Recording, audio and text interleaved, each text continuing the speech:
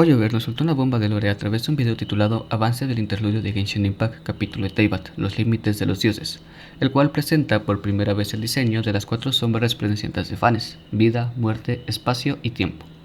Aunque los detalles ofrecidos son breves, su profundidad simbólica es inmensa. Esas sombras recuerdan antiguas estructuras del pensamiento humano, desde la filosofía presocrática con el neoplatonismo de Plotino, con el gnosticismo de los textos de Nag Hammadi, hasta tradiciones esotéricas como el hermetismo y la cábala. Así que en este video haremos un análisis del nuevo video animado que nos dio Genshin Impact. El corto comienza con una escena donde una figura femenina habla con varios jóvenes sobre las sombras, las entidades divinas que no tienen la razón. Una tras otra se nos presenta la indiferencia, la vida, la muerte, el tiempo y el espacio, que no responden a lógica alguna. Son absolutos, son reglas. Entonces aparece Ronova, envuelta en una paleta de colores oscuros y rojizos, similar a los que vimos en la misión de Natlan, lo cual nos lleva a pensar que esa va a ser su paleta de colores característica. Su presencia es violenta, desata una masacre que termina con la muerte de todos. La zona entera queda en ruinas. A continuación, vemos a una figura fusionada, Linardotir, la alquimista de Khaenri'ah junto con Averius, otra de las sombras, la sombra de la vida.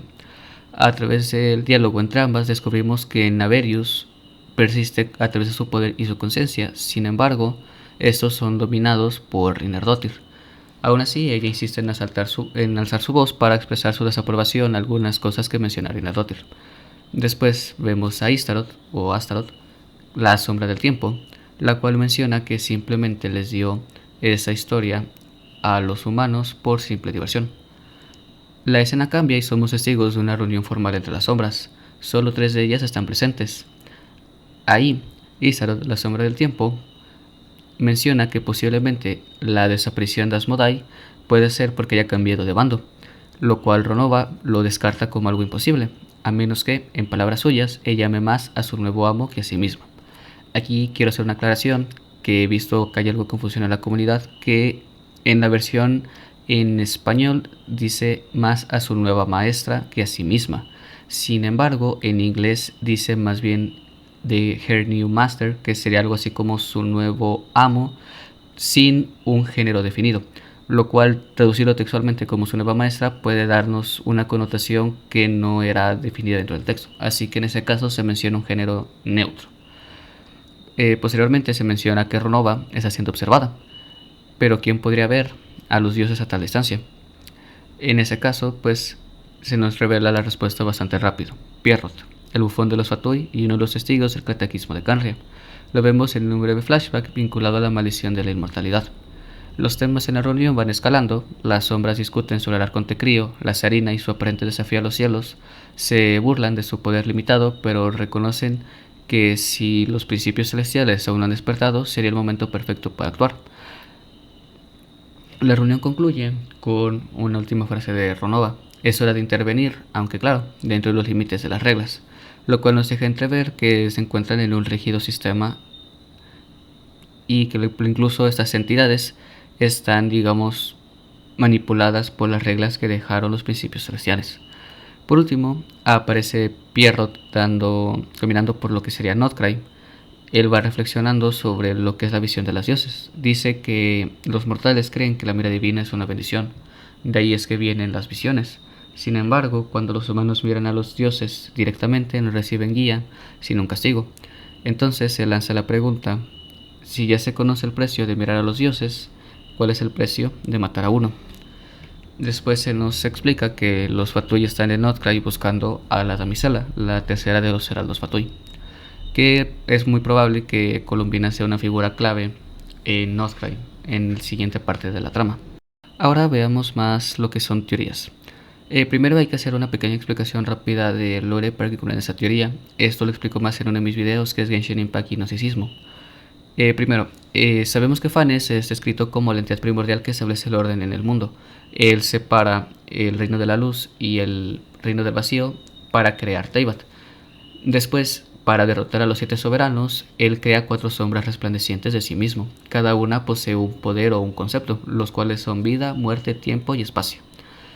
Desde una perspectiva esotérica, esto remite al modelo del uno trascendente en el neoplatonismo, algo como lo formulado por Plotino en sus Eneadas. En ese caso, citando Plotino, del uno emana el intelecto y del intelecto el alma del mundo. Así se configura la jerarquía del ser. Del mismo modo, en Genshin Impact de Fanes emanan 4 principios estructurales que posibilitan la existencia de Teyvat. Esta concepción sugiere que Fanes no es solo un dios dentro del mundo, sino el principio estructurador del mismo. Ahora, esto que yo interpreté como las sombras pueden ser pilares ontológicos de Teyvat. Las sombras de Fanes se pueden entender no solamente como meras entidades físicas, sino como inclusive principios metafísicos fundamentales en Teyvat, similares a los arjes de la filosofía presocrática, elementos originarios de los cuales se compone toda la realidad. Ahora veremos esto, pues la sombra de la vida cumplirá la función ontológica de generar y manifestar, vida. Lo podemos comparar con simbolismos como el eros, el neuma y el chokma. La sombra de la muerte cumplirá la función ontológica de la disolución y la transformación, con el simbolismo comparado del vina y el nigredo. El espacio tendrá la función ontológica de contener y extender. Podremos compararlo con el simbolismo del Hile y el Shekinah. Y en cuanto a la sombra del tiempo, se tendrá la función ontológica del cambio y del devenir. El simbolismo comparado sería el Cronos o el Samsara. Por ejemplo, en la Cábala, la dualidad entre Chokma, la sabiduría activa, y Vina, el entendimiento pasivo, estructura la creación. En la alquimia, el proceso de transformación pasaba a fases como el nigredo, la muerte, y albedo, el renacimiento, que reflejan la complementariedad de la vida y la muerte, lo cual nos lleva a darnos cuenta de que las sombras de Fanes son complementarias entre ellas y vienen en una dualidad. Primero, son pares complementarios. Por ejemplo, esto es algo que hemos visto a lo largo de bastantes filosofías a lo largo de la historia humana. Por ejemplo, en el taoísmo, donde la existencia se define por la interacción de opuestos, el yin y el yang, que no se niegan, sino que se nutren mutuamente. Inclusive en la filosofía moderna, autores como Heidegger sostienen que el ser para la muerte, la conciencia de la muerte, es lo que le da autenticidad a la vida. Y en física contemporánea, por ejemplo, el espacio y el tiempo, si bien son dos entidades diferentes, en realidad se consideran como una sola unidad, el espacio-tiempo. Esas ideas nos llevan a que las sombras no son opuestas o que no son cosas diferentes, sino que son polaridades necesarias para la estructura o la existencia de Teyvat. Otro de los temas que más me llamó la atención de esto fue cuando se menciona que posiblemente Asmodai haya traicionado a los principios celestiales, que en este caso he visto también mucha gente en la comunidad que da por hecho que Asmodai los traicionó, pero en el video como tal se da a entender como una posibilidad y no como una realidad del todo. En este caso quiero hablar de que en dado caso con quién podría Asmodai haber traicionado a Celestia. Primero sabemos que Asmodai es la sombra del espacio y también es la diosa desconocida que vemos al inicio de Genshin Impact. Mucha gente ya la había asociado con Paimon, pero yo personalmente en este caso tengo una interpretación algo diferente. Así que primero hablemos un poco más de Asmodai. Sabemos que pues ocupa el rol de sombra del espacio, es decir, puede ser el principio ontológico que define el campo de manifestación, la extensión y el límite físico del mundo. A su vez, es también bastante posible que ella se encargue de mantener el cielo falso, ya que los cubos que vemos que constituyen el cielo falso son bastante similares a los que vimos tanto en la destrucción de Canria, en la pasada misión del espacio-tiempo en el que estás, así como en la inicio de la cinemática. El espacio como dimensión es fundamental para limitar el mundo material, ya que sin él las entidades no podrían extinguir ni distinguirse. Es por ello que Asmodai posee un rol bastante importante en Teyvat. Y de hecho, el nombre de Asmodai en el Ars Goetia representa a uno de los reyes, en lo que refleja su posible rol como sustentadora de las leyes y límites cósmicos dictados por Fanes. Por otra parte, en la mitología gnóstica, el proceso de creación del mundo por parte del demiurgo implica la fragmentación y caída de emanaciones divinas. En el ejemplo podríamos tener a Sofía. Siguiendo esta línea, podríamos ver a Paimon como una manifestación reducida o fragmentada de Asmodai, adaptado a las limitaciones del sistema y al rol de guía para el viajero. Ese fenómeno de reducción o miniaturización lo hemos visto en otras ocasiones en Genshin Impact, por ejemplo con Gouba, cuando usa tanto su poder que se hace un Gouba chiquito. En ese sentido, podría ser Paimon que una representación de Asmodai, no necesariamente ser Asmodai en versión pequeña, sino tal vez ser un fragmento del poder de Asmodai. Esa es una de las primeras teorías que llegué después de analizar un poco tal vez los diseños y algo así. Sin embargo, esta yo personalmente no la considero tan viable como otras que les contaré posiblemente. Ahora en esta parte empieza realmente el dentro. Primero, pues como si siguen mi canal lo han visto, Teyvat se puede interpretar muy coherentemente desde un marco gnóstico. En este caso, Fanes, al ser interpretado como una figura demiúrgica, es decir, el arquitecto primordial, podríamos comprender que Fanes no es la fuente absoluta del ser, sino simplemente un principio organizador. En este contexto, Asmodai podría cumplir un rol esencial como ejecutor estructural del orden impuesto por Fanes. En este caso lo quiero dar con su rol con el que la vemos en el juego, la sustentadora de los principios celestiales. Sabemos que los principios celestiales son Fanes, eso también se menciona en este corto. Este título subraya que tiene un rol sumamente importante y posiblemente tiene el rol más alto entre las cuatro sombras. ¿Por qué? Porque ser un sustentador se refiere a que algo se mantiene gracias a. En ese caso podríamos decir que tal vez los principios celestiales se mantienen gracias a Asmodai. En ese caso también hay que mencionar su nombre es Nelarswetia. También sabemos pues que en Teyvat se ha mencionado muchísimas veces a demonios de Larswetia, especialmente en entidades importantes en la trama como son los arcontes y en este caso las sombras. Por ejemplo, entre los nombres de los arcontes, no los nombres porque son jugables, sino sus nombres arcontes, representan todos a un demonio de Larswetia. Por ejemplo, tenemos a Barbatos, a Morax, a Aval, a lo que es Focalors, a lo que es Boer con el nombre de Najida. Todos estos son nombres que aparecen en el Larswetia. El nombre de Asmodai también es mencionado en el Larswetia como un duque, generalmente, pero también se llega a mencionar como un rey de gran poder. Asmodai, si se representa como rey, tendría el rol más alto entre los demás nombres de las sombras. Y podría representar la sombra más poderosa y estructural regente del espacio y por tanto del límite mismo del sistema. Astaroth, que si bien no aparece como tal en el Ars Goetia, en otros grimorios ostenta el rango de duque y regula el flujo interno del sistema. Se aseguraría su continuidad lineal en cuanto al funcionamiento de Teyvat. Por otra parte, lo que serían Naverius y Ronova son representaciones de Ronove y Naverius, los cuales tienen rangos intermedios de marqués y conde.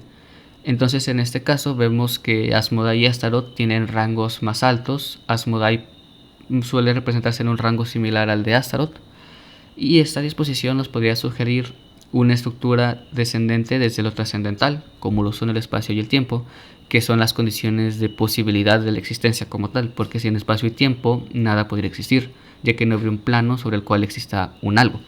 Y luego pasamos hacia lo existencial, es decir, categorías fenoménicas de vida y muerte que estructuran la experiencia del individuo en Teyvat.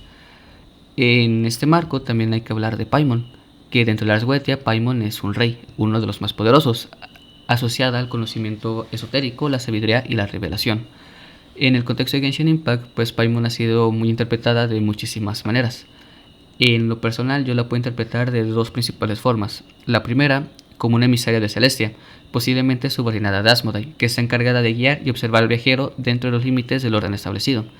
Que no sé si recuerden, se ha mencionado varias veces que Paimon tiene una conexión con los cielos, en este caso Celestia, y en una misión, si no me equivoco, la del periplo del elegido de los dragones, la última que tuvimos en la ciudad sagrada ancestral en la tribu de Varesa, se le llama la pequeña emisaria blanca. Un emisario es alguien que es enviado por un poder superior con el fin de cumplir una misión, ya sea una misión de entregar un mensaje, diplomática o de espionaje. Entonces creo que es bastante posible que Paimon sea una emisaria de Celestia. Por otro lado, por su ambigüedad estética y simbólica, en el que podemos ver que en su diseño tiene varios elementos visuales que evocan fragmentos de los diseños de las otras cuatro sombras que nos revelaron en este corto, también se podría ver como una emanación de Fanes. Puede ser que la razón por la que Fanes está dormido es porque Paimon es Fanes después de agotar todo su poder, como mencionamos anteriormente en el caso de Gouba, que haya reducido a, que Fanes quede reducido a Paimon. Es una teoría que lleva mucho tiempo en la comunidad y creo que este corto puede darle un poco más de coherencia desde el punto de vista hacia lo que sería el diseño estético, porque en cuanto a lore creo que todavía no hay suficiente información como para poder hacer una teoría más clara de esto tiene más sentido que aquello sobre la identidad de Paimon. Lo que creo que sí queda muy claro es que Paimon va a ser una figura clave a futuro en la trama de Genshin Impact. Con Paimon también vemos una ambigüedad que nos puede recordar algunas figuras gnósticas, tales como son el Aeon Cristo o incluso Sabaoth, que siendo hijos del error original logran redimirse o rebelarse contra el orden corrupto del Demiurgo. Así Paimon también puede ocupar el rol del Cristo gnóstico dentro de Teyvat, que es ayudar al viajero a ver más allá del engaño e iniciar el camino, digamos, hacia el fin del engaño para la humanidad. Y sobre la traición de Asmodai, yo creo que hay dos principales caminos. El primero sería que se alíe con la Orden del Abismo, lo cual lo veo algo un poco viable, ya que sabemos que el Orden del Abismo está profundamente en contra de Celestia y no creo que aceptarían la ayuda de una sombra. Pero es una opción que no se debe descartar. Y en mi caso, o en mi opinión, la que tiene más sentido es que Asmodai se haya aliado con la Zarina. ¿Esto por qué? Bueno, primero sabemos que se menciona que la única forma en la que la Asmodai pueda traicionar los principios celestiales es que ella ame más a su nuevo amo que a sí misma. Esto, el amor, sabemos, es uno de los principales identificativos que tenemos de la Zarina, ya que se menciona varias veces a la Zarina como una posible diosa del amor. Por ejemplo, en el caso de el avance que tuvimos con Daisley, donde se presentan las naciones, se mencionan más o menos los ideales de cada arconte, por ejemplo, muestras libertad, libre contratos, etcétera, etcétera. Y en la parte de Snisnaya dice que la Zarina es una diosa que ya no tiene amor por su gente, lo cual nos puede dar a entender que la Zarina era la diosa del amor. Esto nos puede llevar a, ayudar a tener una posible teoría de cuál será el nombre de arconte que tenga la Zarina, que podría ser Velet, que es otro de los reyes mencionados en el Asguetia. Velet es reconocido como el demonio del amor. Eso puede reforzar la idea de que sea el nombre de la Zarina y que la Zarina pueda ser su ideal del amor. Este podría aportar ese nombre como su nombre de arconte. Y comparte su rango de rey junto con Paimon, Val y Purzón. En este caso, como podemos ver, la Zarina podría tener un rol bastante importante o en una jerarquía, si se asume que la jerarquía de la Asguetia es aplicable a Teyvat, sería una jerarquía bastante alta.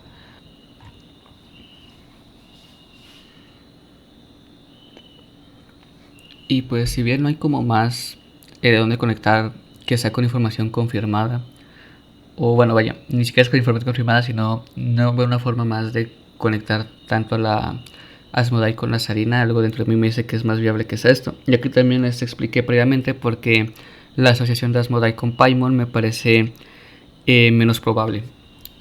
También les recomendaría en este punto que visiten el canal de Shu Hoshino, creo que se menciona, o Shu Hoshino, algo así, que es otro creador de contenido de lore, que justo cuando estaba escribiendo este guión estaba viendo su video de fondo y también menciona que en su opinión la Asmodai se puede haber aliado con la Zarina, lo cual se me hizo muy interesante porque casi no he visto a nadie mencionar la teoría. Y bueno, por mi parte esto sería todo. Como podemos ver, nuevamente Hoyoverse se volvió loco y lanzó una bomba de lore. Y pues parece ser que cada vez la complejidad narrativa en Teyvat va más elevada. Personalmente me sorprendió bastante la calidad y la carga simbólica del corto. No esperaba que Hoyoverse se atreviera a lanzarnos tanto lore de golpe, y debo admitir que me generó un entusiasmo bastante grande por lo que está por venir, especialmente en el desarrollo de la historia en Northcray. No tanto por la región como tal, porque es que siento que van a ser algo como Natlan, que van a ser los equipos súper específicos y enemigos súper específicos. Pero bueno, ese es otro tema. Por mi parte siento que realmente podemos esperar grandes cosas en Northcray. Y bueno, también quisiera agradecerles sinceramente porque finalmente alcanzamos los 100 suscriptores. Este es un gran primer paso que para mí significa mucho. Y también, pues si les gusta ese tipo de contenido, no olviden dejar sus comentarios, compartir su interpretación en los comentarios, suscribirse y darle su like para que sigamos explorando el universo de Teyvat juntos. Nos vemos en el siguiente video.